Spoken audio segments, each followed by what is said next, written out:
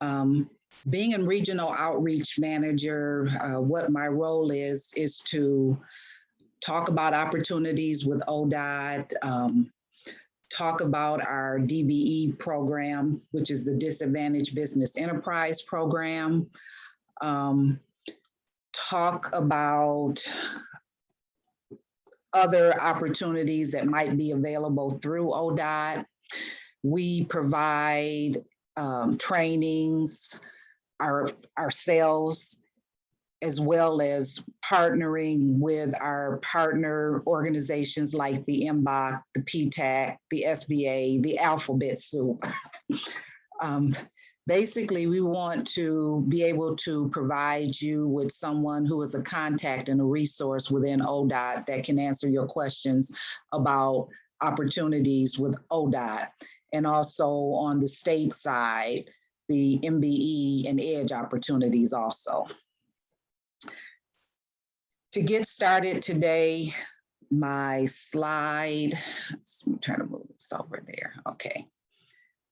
Just introducing a little bit about ODOT. So of course, ODOT, we are the state highway transportation system for the state of Ohio. We are a more than $3 billion per year enterprise. The bulk of our resources is in system preservation. That means doing the maintenance, construction, snow operations. We want to make sure that we provide easy movement of people and goods from place to place, and to make sure that's applicable. We take care of what we have, we make our system work better, we improve safety, and we enhance capacity. So all the construction projects that you see out on the highway, we are doing something to improve safety and or enhance capacity. I always like to give this little note, please slow down in the construction zones. When you come through a construction zone, there are workers there. They want to go home to their family. Since COVID, there have been a lot more accidents. Initially, there were less people traveling because people were working from home, but there were more accidents. And there have been a lot of instances where individuals in the construction zones have been hit or they've hit equipment. So please slow down in those areas. Okay, let's see. I work in ODOT's Division of Opportunity, Diversity, and Inclusion. Within that division at ODOT, there are 3 specific offices. We have the Office of Business and Economic Opportunity. That office oversees our DBE and SBE certification. The SBE is Small Business Enterprise, the DBE reporting, goal setting, supportive services, and on-the-job training program. Our Office of Civil Rights Compliance looks at the prevailing wage, certified payroll, CUF or commercially useful function. Those are all activities that go along with working on the highway. They also have the American with Disabilities Act, Section 504 and Title VI. The last office is the Office of Outreach. That is the office that I am part of. Again, we are statewide regional district resource for small businesses. We work again with our business partners throughout the state. And recently, we've also added a focus on workforce diversity and inclusion. So not necessarily trying to get more people to work at ODOT, but a more diverse workforce out on our highway projects.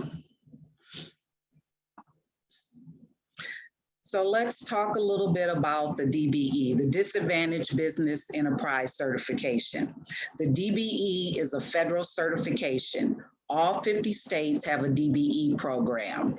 The DBE program is overseen by the state DOTs. We are overseen by Federal Highway Administration. There are 3 agencies that receive funding through Federal Highway. The largest goes through Departments of Transportation. the major airports, and also the major transit authorities. They also have DBE programs and DBE goals for their program. To get started with submitting a DBE application, you can click the link at the top. I will be sending this presentation to April and she will forward it to you all. You will get to this page that looks like this. And where it says Ohio firms, you're right there. You could start completing the application forms there. There are 3 forms that go along with the application, which is the actual uniform certification application, a personal net worth statement, and what we call the NAICS code descriptor request form. Your NAICS code, if you don't know, that is the North American Industry Classification System. All firms have a specific code. If you're certified with the state of Ohio, they use the UNSPC codes. Their codes are a little different, but you will be certified in a specific code. So the DBE program, we encourage firms to apply if they plan to engage in transportation-related work or functions as a manufacturer, wholesaler, retailer, or broker that supplies transportation-related products used in the construction of bridges, roads, airport facilities, transit facilities, those type of activities. So just to go over a bit, some of the forms, I'll go through kind of quickly, but I like to touch on some highlights or some points within the different forms. So this is the forms that you would be filling out online. What I suggest is that you can go in and download the forms and save them to your computer. One thing I've highlighted here is that your firm, you must be a for-profit. DBE certification is not for nonprofit organizations. So if you are a nonprofit, this certification is not the correct one for you. Try to scroll through. Okay. Starting with the first page where you're really starting to fill out some information, you will be applying for, there are 2 check boxes here. One is DBE, the other is ACDBE. The ACDBE is the Airport Concession DBE. The Airport Concession DBE is geared to firms that can provide services at the airport to passengers, to firms that provide services to passengers. So when you go to the major airports, you will see small businesses that are located there at the airport. There could be firms that are providing services directly to passengers or to the companies that are there providing services to passengers. The ACDBE, if that's something you want to investigate or learn more about, again, you can contact me later, and or if you live near a major airport like the Cleveland, Columbus, Cincinnati, there is also a DBE program person at the airports that can give you more information on what their program could offer for your firm. Basic contact information is pretty self-explanatory there. You probably would not already be certified in any US DOT programs. When they're talking, list the dates of any site visits conducted by your home state or any other states or UCP members. This is, again, geared to the DBE or United Certification Program, as it's called, because all 50 states use this particular application. If you've been denied certification, check that there. Moving down to general information, business profile, just short and sweet. What does your business do? You know, it could be trucking, concrete, or whatever. Your next codes, you will include the codes that you want to become improved in here. The firm was established on, we have owned this firm since. I like to point this out because sometimes, say dad started the company back in 1990. In 2005, the son bought the dad out and now they're the owner.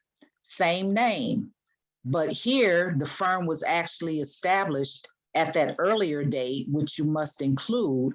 Then you would include the date here that you have owned the firm. So if you are the only owner or you started it yourself, this would, both dates would be the same here.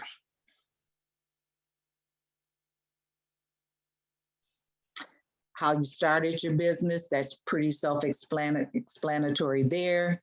And again, here, I've also highlighted, is your firm for profit? You must be for profit.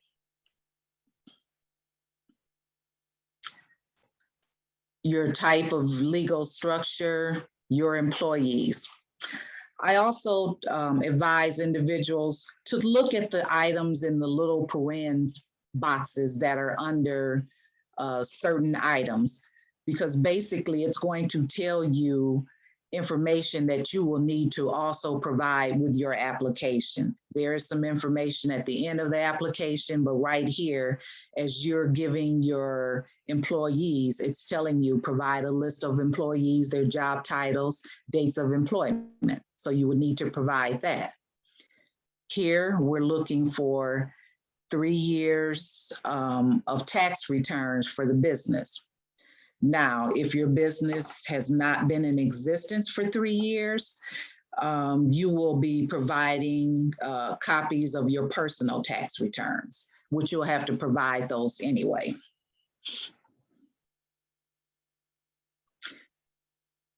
If you have any relationships with other businesses, you would disclose that here. So for example, say you are the financial company that the gentleman mentioned, and perhaps you are co-located in an office where there's a marketing firm. So, you know, you guys might have a relationship and are doing some dealings together. You would need to disclose that information. Here, has any other firm had an ownership interest in your firm? Disclose that. I think where I wanted to go on 3, ever existed under a different ownership. So that question that I showed initially where I talked about where dad owned the business, then now the son or other family members own the business, you would check a yes here because it started with one ownership, but then it changed. More than likely, most of the other questions are no.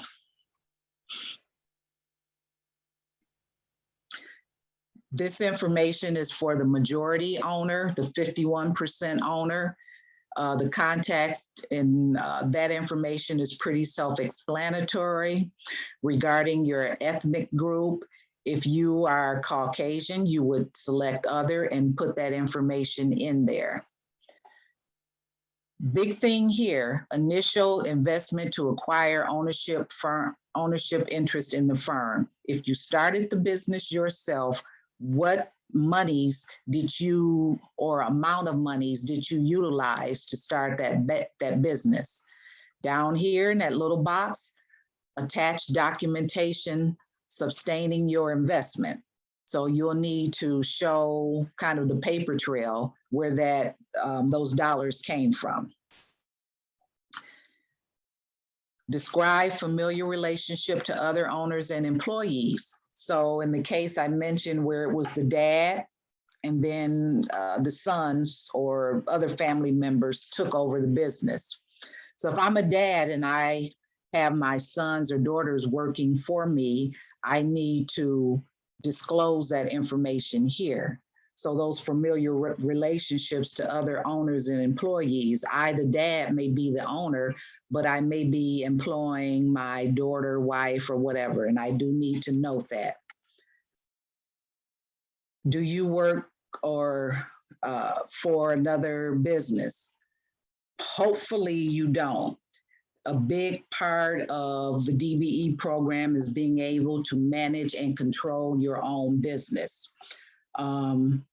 So if you're working a 40-hour job, it's probably going to be very difficult to manage and control your own business if it's being operated at the same time that you're working a 40-hour job. But that information will be looked at on a case-by-case basis, but I like to throw that out there. This one, does this owner work for any other firm or nonprofit? If you volunteer, say you're on the Boys and Girls Club organization, and you provide activities more than 10 hours in that particular organization, you need to disclose that. 4A, what is the personal net worth? You will put this figure in here after completing the personal net worth statement.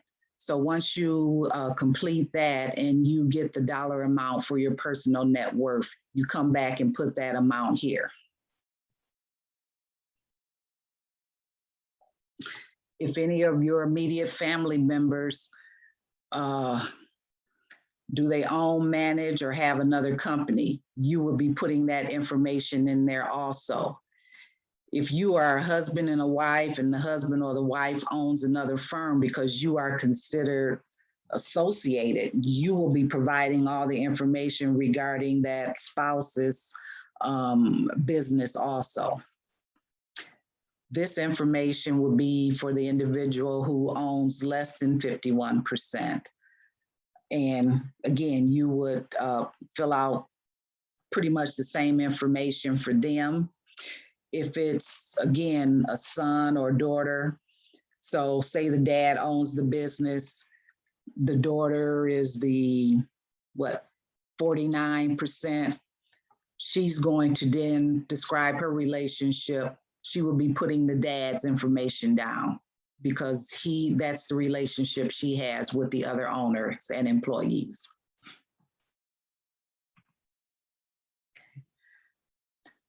Control. So the officers of the business, most of us, we don't think of ourselves as being the officers. It's just, I'm the owner. So if that's your title, you will put that in there. You're not necessarily appointed, so it'll be the date you started your business. If you are a corporation, and or if your LLC does have officers, you can include that information in there. Again, it asks the questions, do any of the persons above perform a management or supervisory function for any other business? If you do that, which you would have disclosed that in the previous question, you need to make sure you answer this correctly and give that information. Down here, we're going to look at basically the duties of the owners, officers, directors. This portion here is really the majority owner. What you're doing, always, frequently, seldom, never. As the majority owner, you should pretty much be doing most of this stuff always. That does not mean that you cannot, for example, supervise this field operations. You can have a field supervisor. So perhaps your field supervisor is the one that's frequently or always supervising the individuals out in the field. as the owner, you must have the last word, the ultimate control. So that supervisor should not be able to fire anyone without your permission, because you are the owner and you must manage and control that business. Again, signing checks, always, frequently. If you're the owner, you should pretty much be doing this always. Sometimes we see where the minority owner may be doing more check signing. Again, if they're signing the checks, the majority owner should be giving the approval before that other individual is able to do those functions. And you would just check those boxes for the majority owner and also the minority owner, if there is one. You would do the same for like your key personnel. So if you have an office manager or that field supervisor, whatever, you would complete that information for them. Inventory, include your firm's inventory. Sometimes people fail to realize, particularly if they're a home-based business, they have a computer there, they have a desk, they have a chair. Those are minor things, but that is part of your business's inventory. So you want to make sure you include that. If your firm is using a software that captures your inventory because it's being depreciated or whatever, you may have an easier way to capture all of your inventory. Equipment and vehicles, pretty self-explanatory as far as, what they're asking or what they need regarding that information. Office space. So if your office is home-based, you just put down your home address and put down that it is home-based. They are not looking for a current value of your property or lease. This information comes into play if you are leasing or renting a particular location for your business. So say I'm renting a location, I am in year 2 of a 5-year lease. Well, there's 3 years left on my lease. So what is the value of that lease for those 3 years? So that's really what they're looking for. If you're buying a property for your business, then yes, there would be a current value of the property. But again, for most people, it's either home-based and or the lease information. Storage space. If you are storing your equipment somewhere else, you need to include that, where it's located, and again, what is the current value of that property or lease? Some people say, well, we just lease it month to month, then put down $300 per month. That will be all you would need to provide. But also you're going to be providing, as we see up here, personal provide lease agreements. So again, there's a paper trail that goes along with this information. Whoops. If you use a payroll firm to do your payroll, yes or no there. Your financial, your banking information, the name of the bank, the name of the individuals who are able to sign checks on this account. And again, of course, you're going to be providing that bank authorization and signature cards. If you have any bonding information, you will include that here.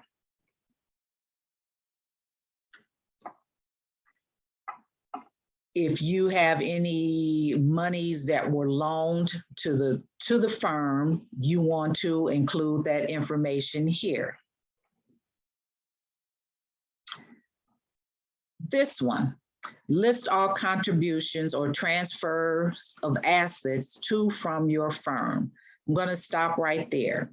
If your firm is an LLC, normally the owners are not being paid a salary. So if I'm an LLC and I'm taking an owner's draw from my LLC, basically what I'm doing is that I am drawing down on the equity or my ownership in that business. Therefore, that is considered a transfer of assets. So if you are taking an owner's draw, you would include that information here.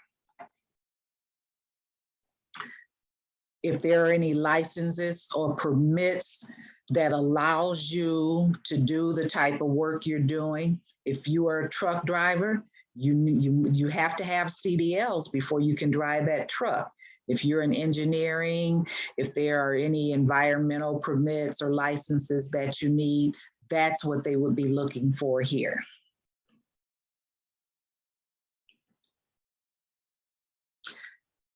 List the 3 largest contracts completed by your firm.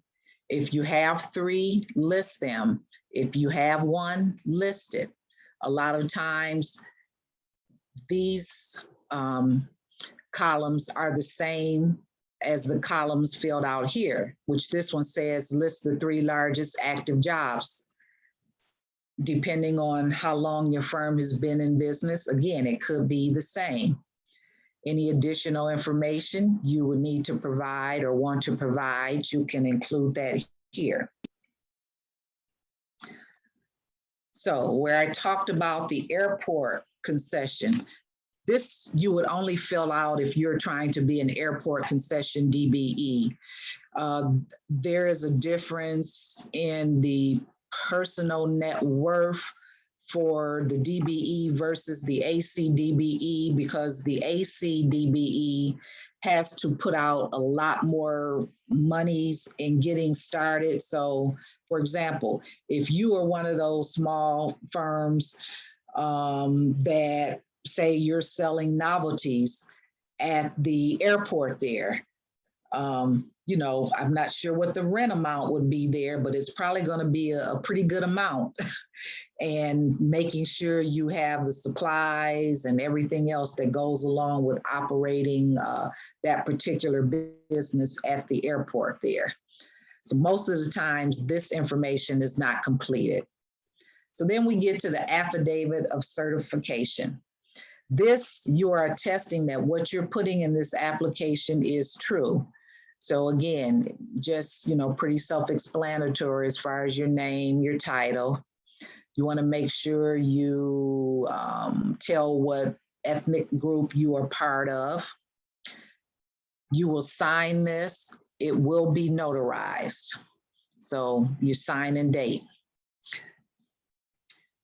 The pages following that, this is a pretty good kind of checklist of items that you'll need to provide.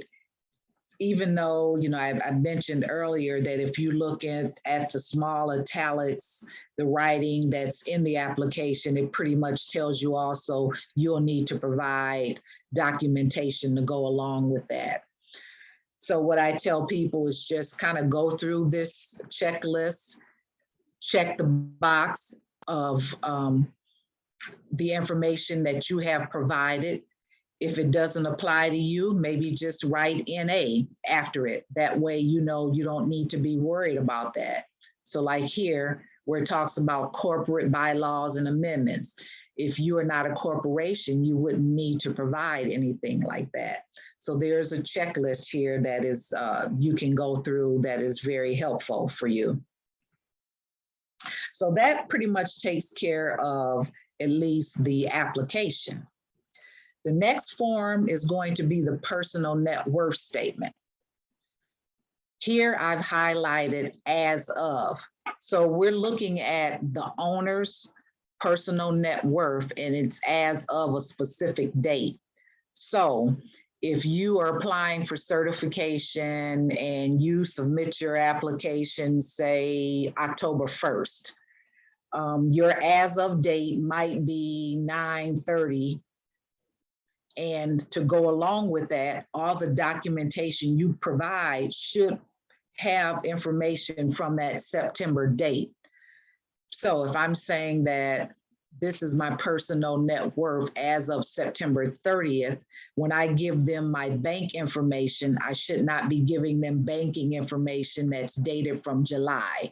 It should be very specific to go along with that as of date. Again, this information, your contact is pretty self-explanatory. For the section on assets and liabilities, I say come back to that because a lot of the totals or the information will come from filling out the other 2 pages, and you'll come back and add those numbers in. So we'll come back to that page again. Again, this form is trying to determine the personal net worth of the owner. So where it says notes payables to banks and others. So this would be like your credit cards that you have in your name or things of that nature that are in your name. So that's the information you would include here. If you have any stocks, bonds, retirement accounts, you will include that information here. And you will be providing the documentation. So if you have a retirement account, wherever that retirement account is, you should be providing the value of that account with information from that particular account. Your real estate. You are going to list your personal residence, but that information is not included in your totals. It will be taken out. So for your homes, the date acquired, the names on the deed. If you're married, husband and wife, you put both names down. What was your purchase price, present market value? The source of the market value. You can use Zillow or whatever, but to give a market value of your home, but whatever entity you use, you want to make sure to include where you got that value from. Name of the mortgage holders, that information is pretty self-explanatory. If you have additional properties, so if you have a rental home, just say you've purchased your business, the building where it's located, and you have a garage or something like that, you need to list those properties here. Now, you may be part owner of, say there is a family home, mom and dad are deceased and 4 children now own the family home, but your name is on that deed. You're going to include that information also. But what is going to happen when you go to put this information on the other page, if there are 2 owners, you are only going to list half of that because they're trying to determine your personal net worth, not everyone's. So that's how the distinction is made to help determine what your personal net worth is.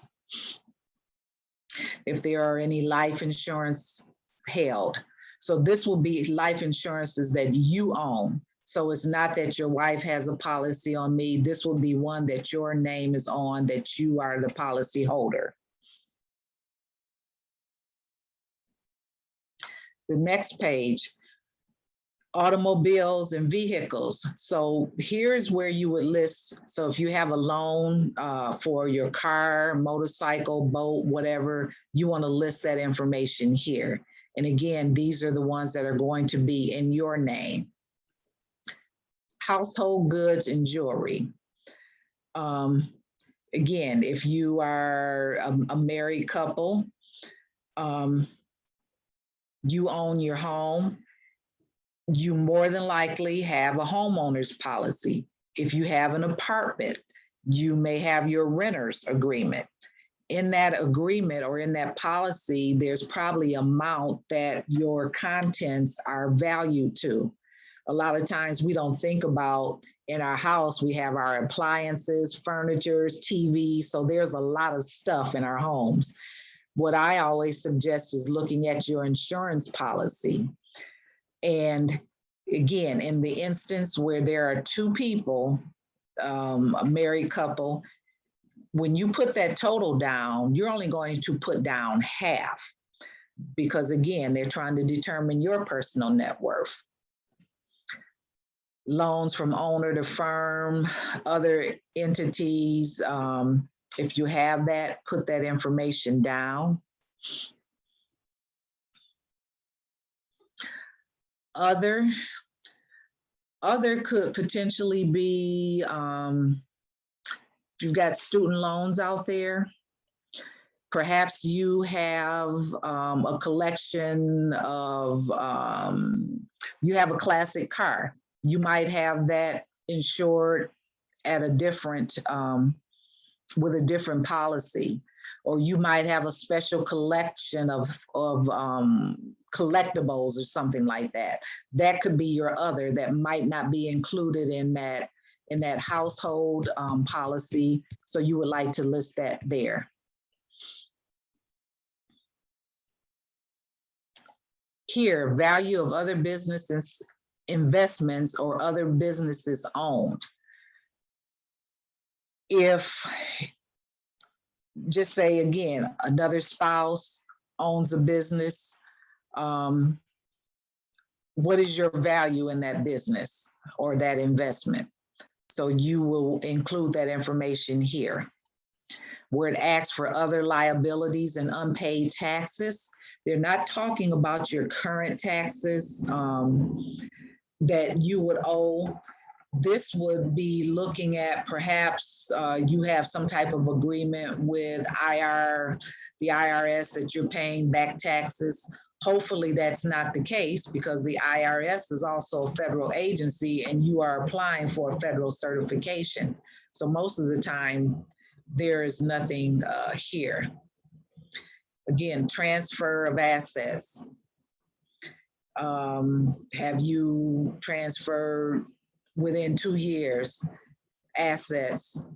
And that could also include looking at your LLC and taking that owner's draw, because again, you are drawing down on your equity in that firm and you are you're really transferring assets. So you can answer that there. And again, this form also must be signed and notarized.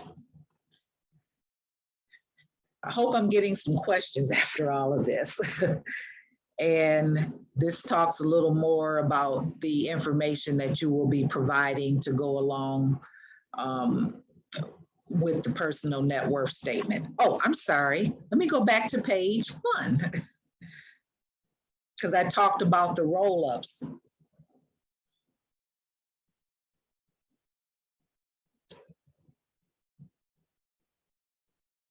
I'm sorry if I'm going slow. I have to save this in a PDF. I can't put it in a PowerPoint, so it makes it a little different to scroll through. So now we can fill out this first page. So cash and the cash equivalents, that you're going to get from probably your banking, your bank, credit union, wherever you have your cash or cash equivalents. And again, that's going to be your checking account or your savings account, that you would include that information. Your retirement account. Remember, that was on that second page. So now I'm going to bring that total here. So this gives you the information. This is where you would bring those totals. Here, the real estate, excluding your primary residence. So on that second page, you've listed the total of your primary residence, but you don't have to include that. If you have other properties though, in that section 4, you will need to include those totals here. And again, remember, if you have other properties and the properties are owned by more than one individual, you are only going to include the totals for your either half or however it's divided up. Again, the life insurance, the other personal assets, that's your cars and things like that. Here we are showing there. If we have any loans on that life insurance policy, mortgages on real estate. So, you know, maybe I'm paying off on a rental home or something like that. So complete this information.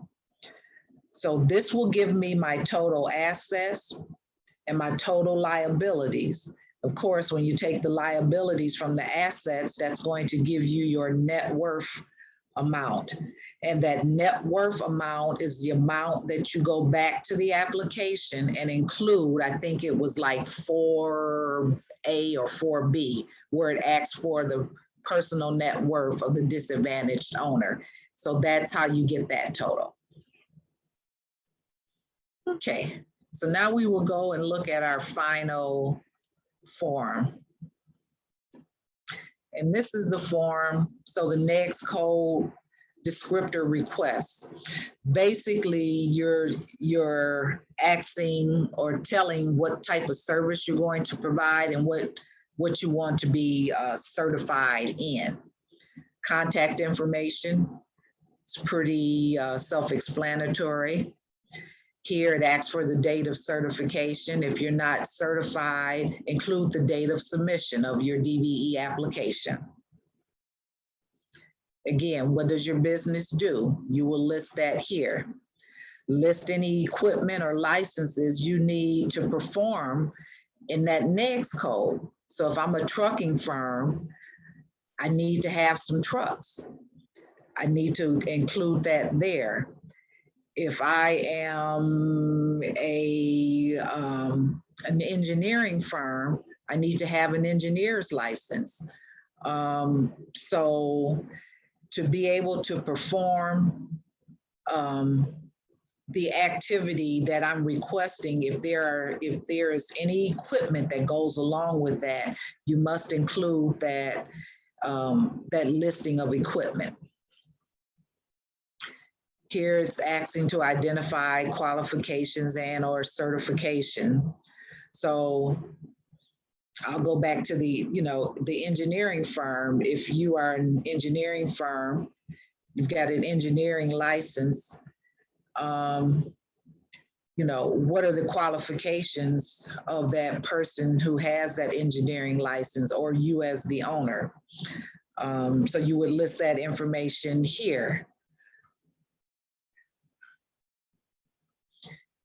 Here we would actually put in the codes that we are requesting. So with your next codes, it's an industry code, but within that code, there are different descriptors. And I talk about trucking a lot, but that's a good example. So within the trucking code, there are a lot of different descriptors. So with trucking, you can be sand dump and gravel. You can be hauling asphalt. You can be interstate long haul. You can be intrastate short haul. You could, oh gosh, I can't think of those very, very long trucks that maybe you see long rows of steels, but that's a specific type of truck. So there are different descriptors that you will put here. The reason the descriptors are so important with DBE is because for DBE, there are goals on projects. The primes need to meet the goals on the projects. And I will interject here and say, ODOT does not choose DBEs to work on the projects. It is always the prime contractors. The prime contractors are going to win those projects because they have the manpower. They normally are certified in all 57 work types that ODOT has, and they must perform 50% of a project themselves with their own workforce. So if there's a project and there's a work type that calls for, and I'll use the trucking again, trucking, and there's a portion to haul asphalt. Well, if I'm a trucking firm and my descriptor says sand dump and gravel, if that prime uses me, he will not receive credit towards gold if I have the asphalt descriptor versus the sand dump and gravel descriptor. That doesn't mean he can't use you, but he is not going to be able to utilize you towards goal. And most of the primes are putting DBE firms on projects so they can meet the goals, and goals are being met on our projects. So that's where the descriptor is important. Any license requirements, and if your firm has performed this work before. Again, they're really trying to, you're telling them, okay, I want to apply to do this type of service. So this is the code I want to be certified in, or this is the type of work. Yes, I have licenses to do that. And oh yes, I performed that work before. And the reason I highlight this, because I've been talking with individuals, they just want to start the business. They want to get in and get DBE certified, never performed the work before, don't have any experience. Or you get individuals that say, oh yeah, we can do that. They've never done it before. They don't have the equipment.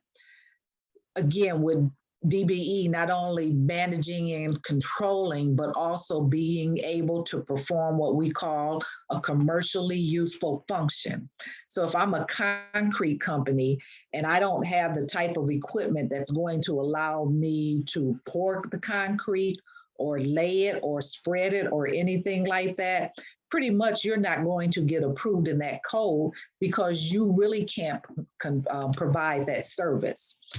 Not saying that you have to own the equipment, but you need to have some long-term lease agreements in place. Can't do it after you apply for DBE. You need to have that beforehand.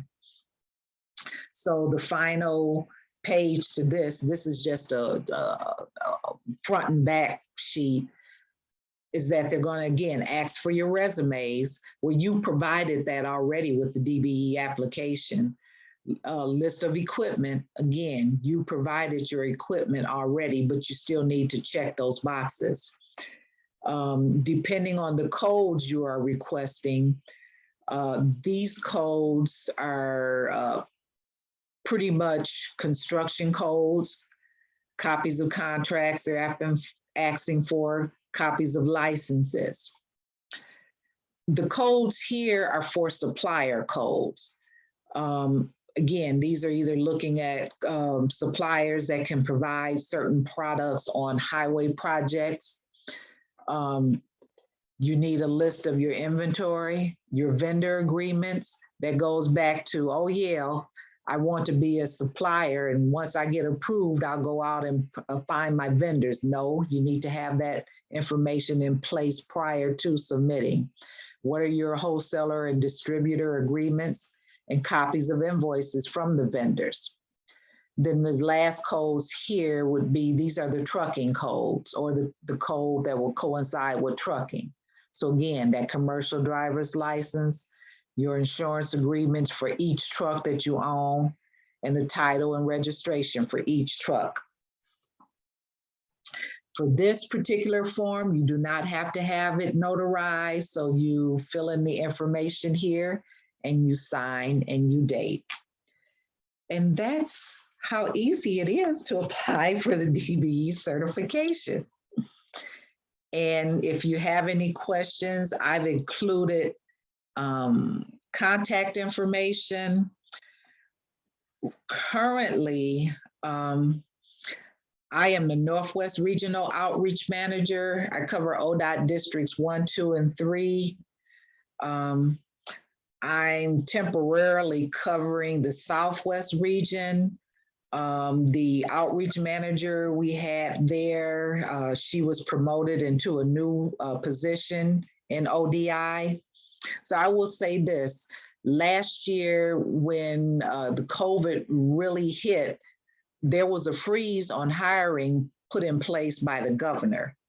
So those freezes have started to lift, and there were opportunities and openings that we had in our division that we're starting to fill. So in the Northeast region, which is your area, that position has been vacant for over a year now. I am happy to announce that next Monday, there will be a new Northeast Regional Outreach Manager coming on board. So this will probably be the last time that I will do this outreach for you guys, because there will be a Northeast Regional Outreach Manager. Once they actually officially start, we'll be getting that information out. Lynn Stevens, who has been, well, she was the Central Region Outreach Manager and was temporarily covering the Northeast Region. She was promoted into the Administrator of the Office of Outreach. We do have a new person within ODOT who is taking over her position. She started this week. We have not had a chance to really start updating. We'll probably wait at least until we get the name here. And I'm thinking this position will be coming up shortly. So there's a lot of changes going on within our office also. But please feel free, if you do have questions, you can continue to reach out to me and or Lynn, and we will try to answer any questions you might have. So with that, I'm wondering if there are any questions. Yes, thank you, Lisa. There was a lot. Okay, great. Yes, we have a few questions. So we have Michael Ballard. He wants to know, okay, wait. He says, I am the only person working at the business and currently not taking a salary. Am I still able to get certified? So I would ask the question, and maybe he can come off mute or it's in there. What type of services do you provide? Hello, Ms. Washington. I'm a general contractor, and we self-perform electrical services as well. Okay, so even if you're an electrical contractor, so more than likely, if you get a job, then you're bringing on additional electricians to help you perform that work. So, yes. Okay, so you're not going to be using 1099 employees. So no. Right, okay, so you might have individuals who are like part-time or something like that, you know, when you have a job, you call them in, or you go to the union hall, or where, you know, however you're providing your work. So yeah, that's fine. Okay. Because if you've done other projects, again, when they ask for copies of those contracts, they're going to see that you had additional individuals and how those individuals, how you paid them. You know, they were temporary, part-time, or whatever, or just for those particular projects. Okay, thank you. Okay. He had more questions as well. Okay, go right ahead. Okay, so he wanted to know, what is the average amount of time to be certified after the application has been filed, and then how long is the certification good for? Okay, so the application, once you submit the application, then the best way to do it is online. Next week, and if you go to, once you get the information, you go to the sites or click on that link, you'll see where it says submit online. But again, I would suggest that you don't do that. Just download the documents and start to work on them. Once you submit them, they go into a portals. They all go to central office to certification. They are going to look at your documents and put your package together and basically make sure that everything that they need is there. So not saying that every document you need is there, but everything that at least was requested was included. Because a lot of times individuals, either they don't complete the forms, they don't send their tax returns. So normally there's a lot of information that's missing. But if everything is there, they consider that a complete application. It then goes to an internal auditor. They are going to call you and schedule an on-site visit because they're going to come out and talk with you. Basically, they're trying to determine that what you put in your application is true. It also helps determine the NEGS code that you're applying for. Right now, with starting up again, doing on-sites and everything, where our process, we were saying maybe 60 days, it can be 90 days or a little longer.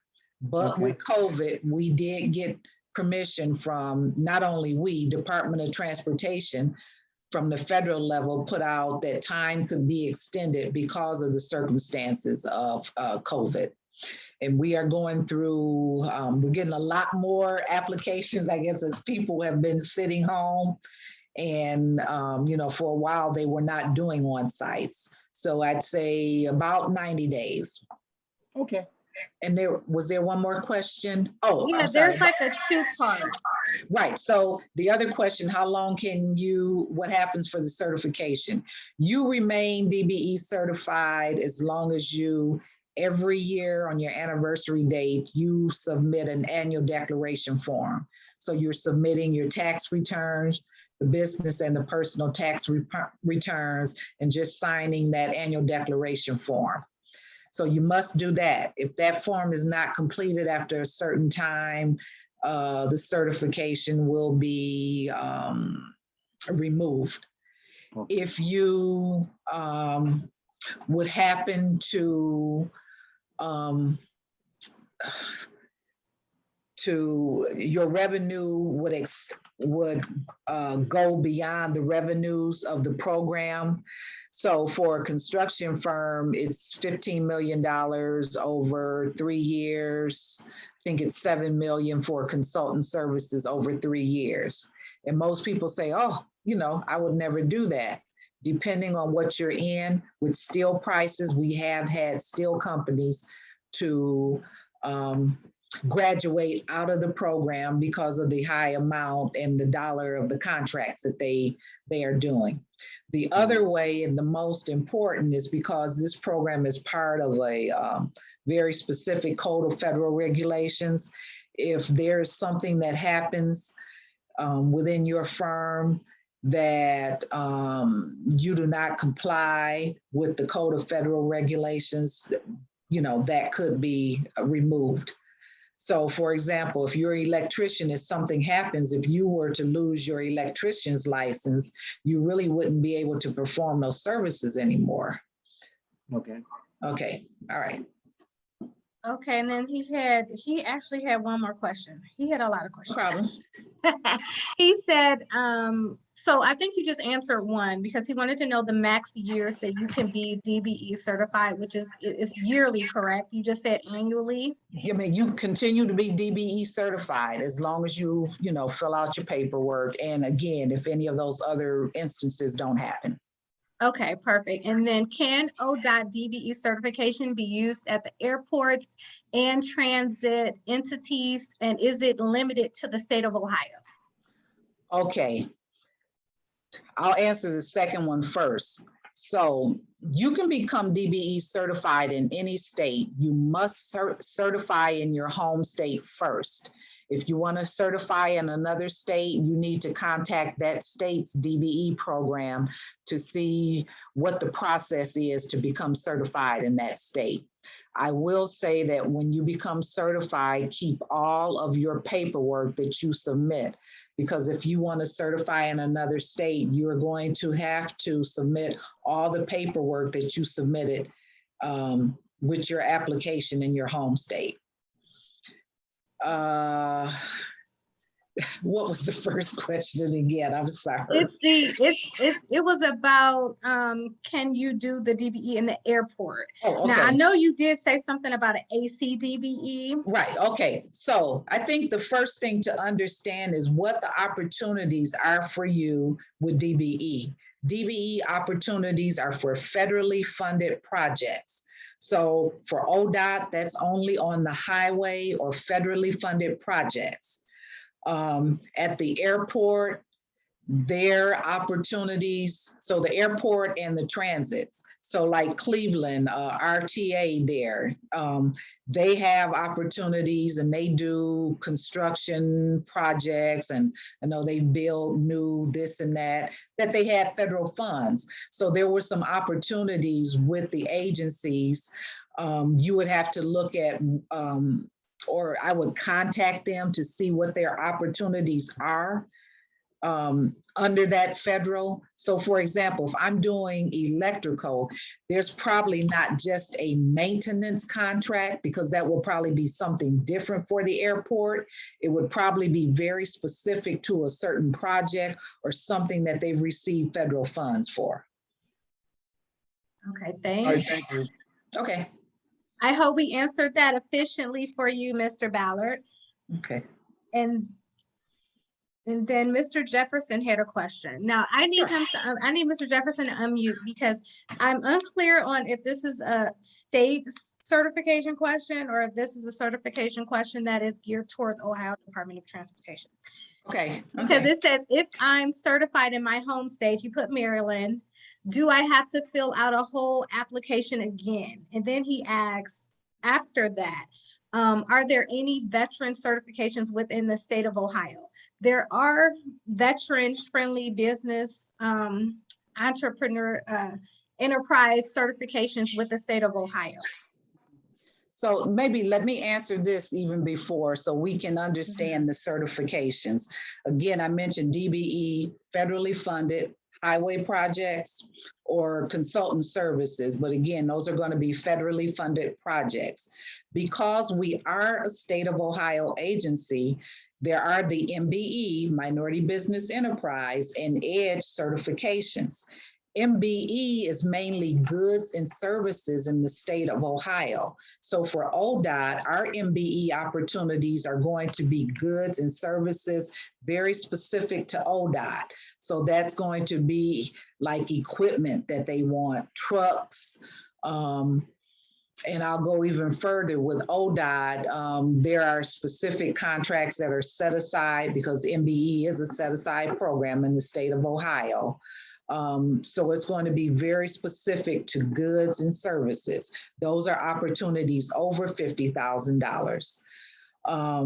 For EDGE is mainly contract opportunities with the state of Ohio. Highway projects that are state funded could have EDGE goals. When there's any major reconstruction of state agencies, new buildings, things of that, those normally go through the OFCC, Ohio Facilities Construction Commission. Those projects will have EDGE goals on them. So that's the distinction between, I think, the MBE and EDGE on the state versus the DBE, which is federal. Perfect, thank you. And then Ms. Ramos had a question. What about if I did have 1099 contractors? Okay, you cannot 1099, you need to be a DBE, you must manage and control with your own workforce. That is not 1099. When you get into DBE, federal projects, you're talking prevailing wage, things like that, that's not 1099 employees. And then, does ODOT currently have a corporate wellness program set in place for its employees? So now we're talking the state. Again, goods and services, that would be either an opportunity through MBE, because again, EDGE is mainly construction opportunities for the state. Understand, I would say this, how the state operates. So Department of Administrative Services administers a lot of contracts for the state that all the agencies use. So there is a health and wellness agency for the state of Ohio, and all agencies use that. So there's just not an opportunity that ODOT's going to use, because on the larger scale for the state of Ohio, those large contracts that all agencies can use come through DAS. So I know working with the MBOC, they work a lot with, now it's the development services agencies to talk about procurement opportunities. So I would suggest when those webinars come up about selling to the state of Ohio, that you attend those particular webinars and start learning about the procurement process for the state of Ohio. Perfect. Thank you so much, Lisa. I think that's all of the questions we have. I'm going to kick it back over to April. Thank you so much. You've been so informative. Thank you.